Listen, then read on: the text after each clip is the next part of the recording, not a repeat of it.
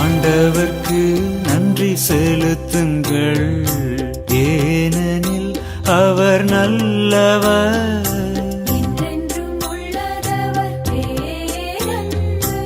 இறைவன் மக்களே கூறுங்கள், ஆண்டவர் கஞ்சுவோர் கூறுங்கள்.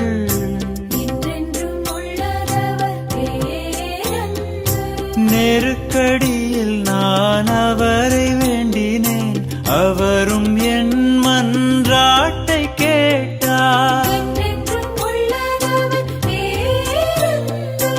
ஆண்டவர் எனது அருகில் இருக்க யாருக்கு நான் இனி அஞ்ச வேண்டும்? என்றென்றும் உள்ளதவர் பேரன்பு, என்றென்றும் உள்ளதவர் பேரன்பு.